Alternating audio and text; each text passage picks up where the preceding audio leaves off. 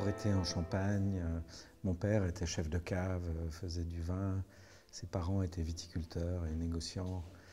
Du côté de ma maman, c'était des bouchonniers, donc ils faisaient des bouchons pour le champagne. Il y a d'autres membres de la famille de ma maman qui ont également été propriétaires d'autres maisons de champagne. Donc on peut dire que je suis tombé dedans quand j'étais petit. Mais en faisant mes études, je voulais être avocat. Et puis ensuite, j'ai fait un stage, j'ai fait des petits boulots, puis un stage chez Moët & Chandon, on peut citer la grande maison.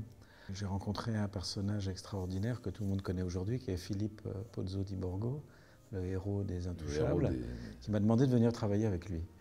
Et je ne suis plus ressorti du Champagne. Je ne suis plus ressorti du Champagne. J'ai appris mon métier d'abord chez Moët & Chandon, à l'exportation, ensuite à l'œnologie, où j'ai vu le travail du vin avec une certaine simplicité, même dans une maison très importante en volume. Ensuite, je suis parti en Argentine quelques années, où j'ai fait du vin aussi, y compris des vins tranquilles, avant que l'actionnaire actuel de Filipona me demande de reprendre la direction de la maison pour la relever. En arrivant, j'ai constaté la nature des vins qu'on faisait chez Filipona. J'ai constaté la richesse de pinot noir qu'on avait. J'ai constaté l'idée d'intensité de fruits qu'il y avait déjà dans la maison. Mais j'ai trouvé aussi que ça manquait de fraîcheur, que ça manquait de précision, que ça manquait de modernité. Et c'est ça que j'ai introduit. C'est-à-dire j'ai conservé l'idée de l'intensité et je l'ai corrigée du défaut corrélatif qu'elle avait, qui était de faire des vins un petit peu trop lourds. Donc j'ai continué à faire la même chose avec plus de précision. Souvent j'utilise cette image que c'est toujours la même photo mais avec plus de pixels, une meilleure définition, plus de précision. Alors, on est une maison de champagne, un négociant, comme on dit en Champagne, un négociant manipulant, ce qui signifie qu'on a certes des vignobles qui sont l'origine de la maison, l'origine familiale de la maison, mais on s'est développé en volume et on achète donc des raisins.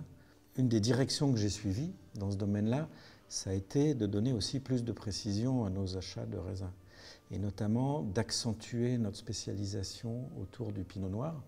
Quand je suis arrivé, on avait encore à peu près 25 à 30% d'approvisionnement en pinot meunier, chose qui est tombée aujourd'hui à zéro.